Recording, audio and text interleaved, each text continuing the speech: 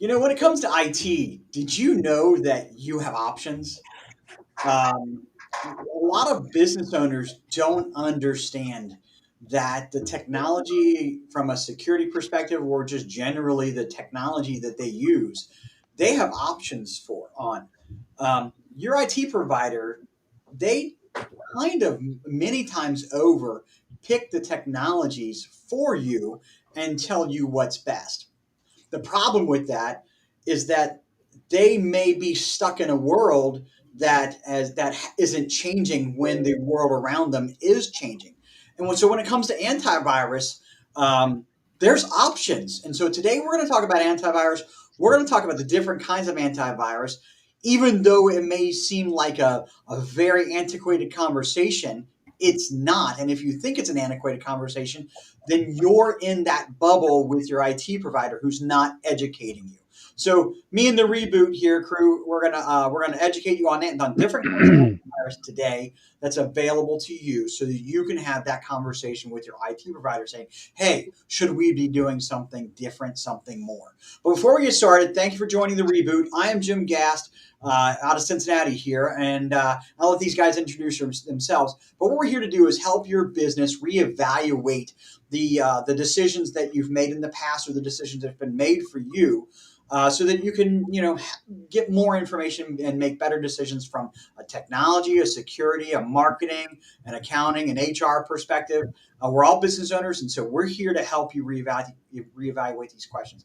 We're joined by and David Luft with LDD Consulting out of Albuquerque, New Mexico.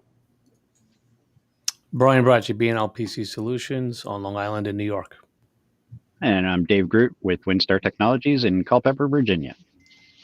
Brandon Bowers with Zentech Data Systems out of sunny South Florida.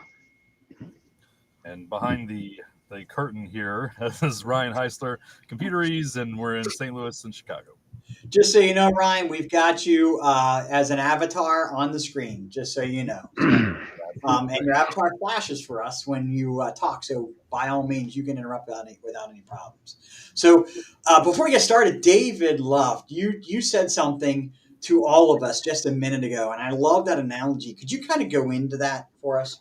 Yeah. So when talking about antiviruses, previously they used signature-based, which would look for certain lines of code within it. And an example of that is if you go into a post office and you see a picture of a guy in there that the police are looking for, you walk out into the parking lot, and you see him, and you're like, whoa, that guy's a bad guy. Let's call the police right away. But nowadays, if he has a mask on and some sunglasses and a hat, you might not recognize him. But if you notice that he's looking in every car, you'd think that is a suspicious character.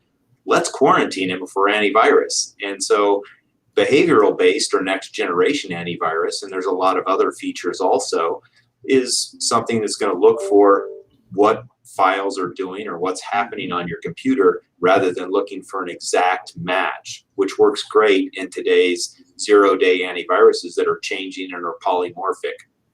Yeah. So old antivirus, you were looking for something very specific. The new antivirus, we're looking for a behavior. Is that to say, guys, that the new next gen isn't looking for those signatures also? I think there are some of them that are do have a signature based aspect, but it's generally, Brandon, I'm sorry, I didn't mean to cut you off. I know you were getting jump in there, but today, most of the signature based products are pulling from a live database on the cloud. So it's not necessarily needing to get a downloaded update to be aware of some of the latest threats, if that makes sense. I was just going to mention, I always use the analogy around the flu vaccine. I find that it just makes sense. And what happens every single year during flu season? People go in, they get the flu vaccine, right? And that flu vaccine is about how effective. It really depends on the year. Maybe it's 70% effective one year, 80%, 60%. But how do they create that flu vaccine? They look at known samples of the flu, what's going on this year, what are the most common strains, and then they create the vaccine based on that. But if it alters ever so slightly, what happens? You get the flu. And the problem with traditional antiviruses is we're talking about binary, we're talking about code. Things need to change just ever so slightly, and then all of a sudden you have a new hash or you have a new signature that needs to be generated, and that's why a lot of these older systems are falling far behind, because they're either relying on signatures or older technologies that just are not able to determine what's actually happening and prevent it before it happens. It's already too late by the time it hits you. Right, I'd like to say, in reality, I think the misconception out there for the business owners and just the general population, we're not combating viruses anymore. Viruses is not the problem. The problem is two things, or there's a lot of things, but in this vein, it's malware, right? Which is different than a virus. It has behaviors, it's got processes, it's got, potential steps that it can take and execute. But, more importantly, like now the hackers are living off the land, meaning they're coming into machines, they're breaching a network, and they're using tools that are built into the Windows operating system or that are built into your network that are there for the purpose of administering and doing the things that you do in a network every day. And so an antivirus product doesn't suspect anything with that, right? Like that's just like, hey, the administrator's in there doing what they do. With this new next gen stuff, we're talking about behavioral analysis, we're talking about artificial intelligence, we're talking about watching what it is that those scripts are doing and then determining is that a good thing or a bad thing.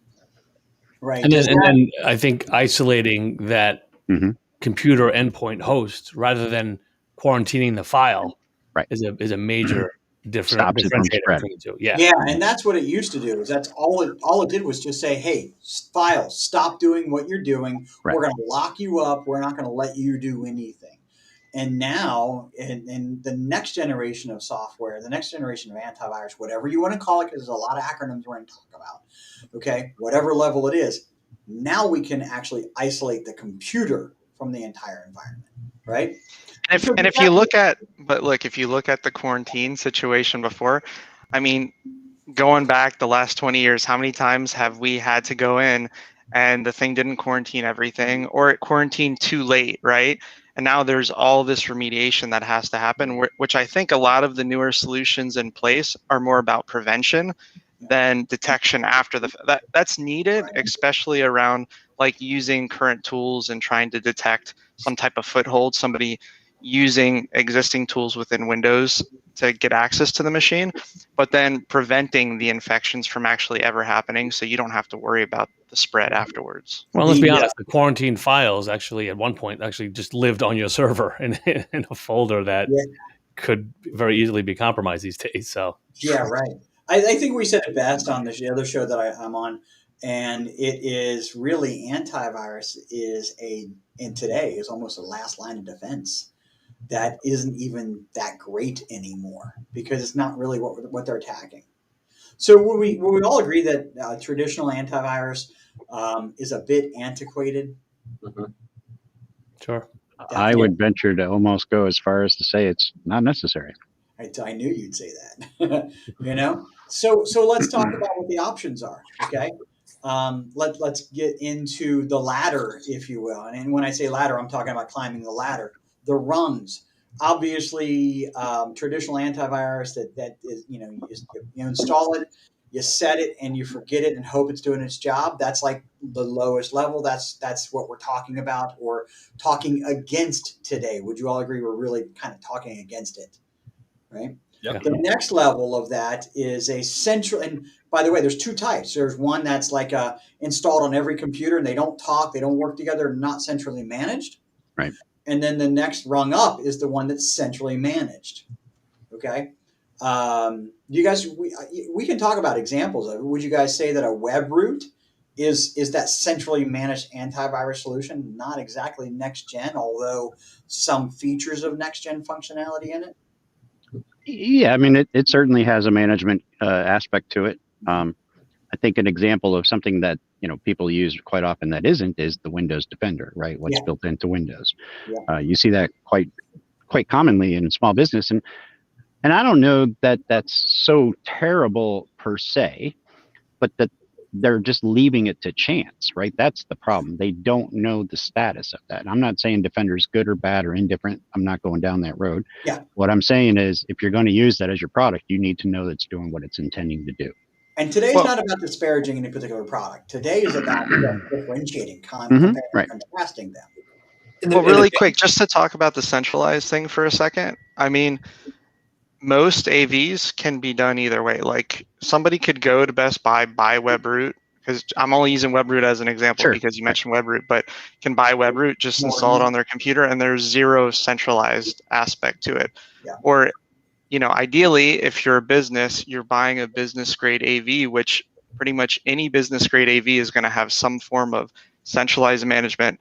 And what you're getting at, I mean, I would argue that it is a requirement personally for me, David, because if you don't have that, again, I'm not saying go throw away your antivirus. That is not what I'm. You can't enforce policy across your organization, and that's like critical. And also, where are you going to get those centralized alerts? Like, who's looking at that endpoint machine that just, you know, I installed antivirus from Best Buy on my computer, and now you're relying on a user or somebody there to say, hey, a pop-up is happening. I need somebody to look at this. I mean, that becomes a bigger issue. We know what David, let me go a little further. Clicks Go ahead, Ryan. Right? Go ahead, Ryan. Yeah, so my 2 cents with this is I agree with where Brandon's going. I didn't know if you were going to go there next, Jim, but you know, having everything centralized in one management portal is great, but then if nobody's actually watching that management portal, well, then doesn't do any good either, right? Because you're never going to, as the business owner or the manager of the business or whatever, you know, the only way that you'd know is if somebody gets some kind of a pop-up or notification on their computer that says, hey, I just blocked this bad file and it seems like you're infected. And then that person actually goes and tells someone, right? Or I guess maybe, I don't know if, you know, in a non-MSP environment, when those cloud solution would actually notify a person, a manager. But then again, if you're not an IT person, what are you going to do about it? Like, do you know how to respond? If you get some kind of an alert that says, hey, you've got something funny going on here, like, do you know what to do? So the management is one thing, but you have to actually have somebody who really monitors the endpoint or the antivirus product so that you can actually take some kind of action. You know, it just isn't automatically done on its own. And the other advantage to that is, as a managed service provider, you're then scaling up so that you can have one person managing 50 clients. That's going to reduce the cost to your clients, and you're going to get better service. And you can also throw policies out through all of your organizations, and you can segment them in different ways so that certain segments of your population can have certain controls and other ones can have looser controls depending on what they need. Yeah, right. And so, it's obviously a self-serving philosophy, right? Because that's what all of us do. But when you really think about it, what good does it do you with all of these new threats that are out today if you have a WebRoot that you bought from Best Buy and it's all managed in one portal? What good does that actually do you? Right? If there's a threat that doesn't get stopped and nobody's watching it, and if somebody is happening to get maybe an email and they don't know what to do about it, what good does it actually do? So it seems self-serving, but it's just, if you look at what the options are and what the possibilities are and what's going to happen, it doesn't make sense that someone who's not educated, you know, isn't watching and then doesn't even know what to do. Yeah, and one more thing, and we'll move into the next generation, which is what we're starting to touch on a little bit here. Typical antivirus still today stops a lot of things. Trojans, all kinds of things are coming all the time. Still to this day, worms, whatever you want to call them, right? And so there is a purpose for traditional antivirus still to this day. All right. I hear you.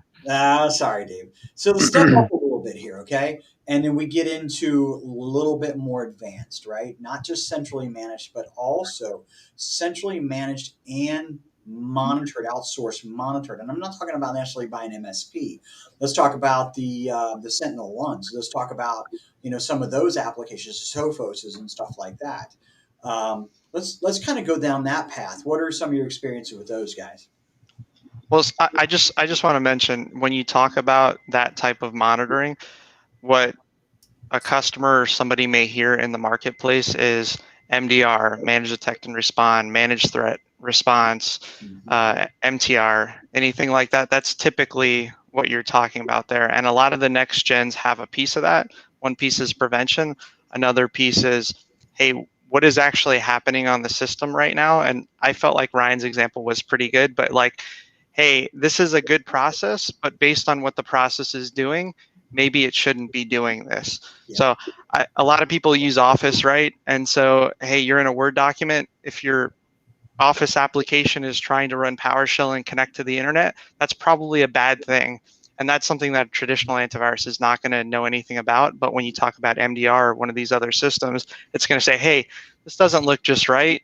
I'm going to either stop it or flag it or run some type of runbook or pre-programmed process to ensure that this doesn't go any further and gets into the right hands. I'd go a little step further on that, in that MDR really looks at a bunch of different things in different places in your environment. So we could be looking at behavior on a firewall. We could be looking at behavior on setting a credential or elevating the permission levels of an administrator on the server, and doing certain things on a PC at the same time. Creating a new admin. Yeah. And MDR correlates all of that stuff in that realm that's not necessarily just on one computer. And that's where you get into really high level of and sophistication of advanced behavioral monitoring and threat management. Hey, all of these things are happening at the same time. And our artificial intelligence model says that these things shouldn't be happening at the same time. And if they are, that's a certain threat. Yeah. And now we shut it down. And then, obviously the obvious point after that fact is when it's being monitored. Typically, it's being monitored by a SOC team, a security specialist team, right? Those folks are, trained in forensics. They can look at these things and they can tell you flat out, this is an issue or this is not an issue. We can let it go. And they can lock that system down, and they can tell you how to handle it as well. How do you remediate it? Mm-hmm. And a lot of these vendors, they have the ability that you can dictate the level that you want there, right? So do you just want the monitoring to where they're going to alert you and you need to remediate, or maybe you want the level where, hey, if it's Friday night at 11 o'clock and you're sitting at home winding down for bed or whatever, you're not looking at your alerts, right? Well, I want the SOC team, if they see ransomware going on or somebody trying to really, attack at a system, it's going to isolate immediately. They're going to remediate and actually do the job, because the more time that something is left exposed, the more potential that you're going to have in terms of losses, so reducing that time to remediation is like ultra important. And I'll add this about an MDR. Many of the MDRs that are not antivirus related, in other words, they don't have their own antivirus, they have an agent that will look at antivirus, that will look at the firewall, that will look at Active Directory, that will look at all of those things. They pull logs from all of those places at the same time. So, and yeah, you're right. I mean, do you want to remediate it, or do you want your IT team to remediate it? Do you even want to know about it? Man, if I think there's a potential ransomware alert, I don't care what time it is. I want to know about it. Well, geez, man, you wait 10 minutes and that's too late. Like you can't. Yeah. I think that I want them to, and many of them, some of them won't take action. Some of them can take action. Let's talk about some specific products out there, guys. I mentioned Sentinel-1. I know a few of us use Sentinel-1. Some experience with that. Sentinel-1, I think Microsoft Advanced Threat Protection, which is a paid for. Silence. Yeah. Silence. CrowdStrike. Yeah. Okay, Brian, are you using CrowdStrike? No, we looked at that alongside Sentinel-1, and we ended up going with Sentinel-1. But they're both, comparative to each other. There's, it's really a matter of you're not in a bad position with one versus the other, and it's not that alone, like you're saying. We're using a suite of products to handle these tasks. It's not okay. We have Sentinel-1 and we're good. We don't. That's not how it works. That's where you begin. Exactly.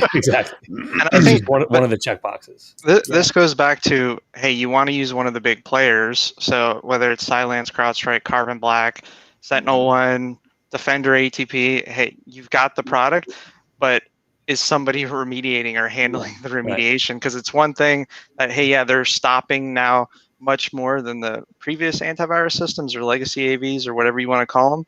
But now when all this behavioral data from the logs is getting generated and no one's actually looking and creating the runbooks or creating automatic remediation or monitoring it at 3 a.m. when an attacker is going to actually do something, then you need to look at some of the more managed solutions that tie into any of those. Like there's plenty out there that can tie into any of these products that we mentioned. And even, there's not, and even with SentinelOne, for example, you don't install it and then just leave it. You still have to manage that product, check the releases of the updated software, what's different, what's not working, and manage it. We're in there every day. We're doing something in that portal. And even that, the advanced antivirus is not the end all and say all. It's just like your house. You may have a door on your house. That's going to stop most people, but you still put a lock on your door, and then you put a deadbolt on your door, and now you have an alarm system, and you may have cameras. You've got a whole bunch of different layers, and this is just the next step that's getting, and you have to keep putting additional layers on there to really protect your company from this kind of stuff. Well, that's how I equate to clients or prospects, is telling them that the house example or analogy is, you have your house, you have it locked, you have it set, and that's your endpoint protection. But where a product like Huntress comes in is, well, if someone does get in your house, how did they get in? And that's where it will identify those footholds. And are they still hiding somewhere? It's more like a German Shepherd in your house that's walking around looking for stuff all day long. Yeah. Right. Hey, Jim, I would. I think we should kind of step back just a bit and say, because we're all talking about some like super technical things that most people, if they heard this, would be like, "What in the world are these people talking about?" Right. But I think at a very, very core, like basic level, I hear from a lot of prospective clients that, well, we're small and there's nothing to get, and we don't really need that much security. And, we're talking about all these layers. And most people, when I talk to them, they think we have Windows Defender, we're good, right? And so many times that's all they have, and they think that they're fine because they don't have anything to steal in their eyes, right? And because nothing's ever happened. Right. Yeah. Oh, yeah. That's even the worst thing, right? Nothing's happened, therefore nothing will happen. And so I think it would be good to just kind of address that topic real quick of like, if you think you don't need these things, then you're the next victim, right? And if you think you don't have things that a hacker wants to steal, you are dead wrong, right? I mean, there's so many things that a hacker would love to take from you, even if you're a 2-person company, or if you're a 20 or a 50 or 100-person company, they don't care, because there's no real cost to a hacker to get money out of you. There's no effort to a hacker to get money out of you. I mean, why would they they don't discriminate. They could care less. They're throwing a net out. They're just looking for anything they can get. They're looking for the low-hanging fruit. Who's the easiest person to compromise? It's the person that's using Windows Defender and a firewall from Comcast or whoever your ISP is, and absolutely nothing else. And while all those things are important, what's really the low-hanging fruit is the untrained employee on what security is out there and how to just double-check things to make sure that emails aren't phishing emails and the phone call isn't a scam. You've got to do employee training as well. Well, I think this goes back to layers. Yeah. You need to use the onion approach. You need to, just start layering in the protection, because once they get on the inside, it's very difficult to find that. And yeah, there are solutions, but before it even gets to that point, and now we're really going someplace else, but you want to have the antivirus, you want to have the firewall, you want to have all these different things in place, because when you don't have that, you are the low-hanging fruit, and it makes you the easy target. I think Ryan's point is this, guys. I think Ryan's point is this, that it's not that they care about the credit card information. It's not that they care about the Social Security number. They don't care about that stuff anymore. I mean, yeah, that's icing on the cake, right? What they care about. But they make almost no money off of that. Yeah, but they care that you care about that and that you need that. Not only that to work. You need your servers to work. So they're locking that stuff up. You can't afford for that data to be exploited unless you pay me. Right. Look, a couple of things there that you guys are throwing out, all kinds of really good information. I mean, if you have centrally managed advanced endpoint protection and you have an IT team and then I still say you should be getting a third-party opinion of whether or not that product is being used correctly and configured properly. Because just because you install the executable doesn't mean anything. If your antivirus isn't configured to watch for large amounts of data leaving your network and saying something about it, then it's not going to do that. So you got to make sure you're covering all those bases, and it's really very easy to just test the waters and see where you're at. And guys, we're actually over by 5 minutes. I think it's a valuable conversation. But with regard to time, today was about rebooting on antivirus, right? And making sure, essentially, I would say, not to keep your head in the sand any longer about what your options are. Know that you have options, and these options are important to be discussed. So, that's my one bit of advice as to how to reboot on this. Know their options, and know you should be talking about these options with your IT. Guys, you have some other things that you consider this is what a reboot's for on this? Mine is that you need to have it, right? You have to have this, regardless of what you think you don't have, what you don't have, or why no one would be interested in you. They are interested in you, and you do have things that they will figure out what those things are, and then they will try to take them. Maybe it's money that they take, or maybe it's your identity that they take and use it against you for your vendors or your clients, or maybe it's money that they get you to pay them by extorting you somehow. But just take it seriously is number one step, right? And find a good product, make sure it's managed, and have the conversation with your MSP, your IT support company, whoever it is. Just have the conversation, and just make sure that you're at least semi versed on the subject. You don't have to know it all. You Nope. just need to have the conversation. Know that there are options, and know that if you're not hearing the options, then you need to start. If you're sitting there with McAfee on your computer and you think you're good, it's time for a conversation. Yeah, I'd say. All right, guys. Any last thoughts? That's all I got. I think we effectively rebooted on antivirus today. So again, this is the Reboot crew. We're on every other Wednesday at 1:30 Eastern time. You can find us here. You can find us on YouTube. And guys, thanks a lot. I really appreciate it. We appreciate you taking the time to watch and listen. So Thanks, Jim. Have a great day. everyone. Thanks, guys. Okay.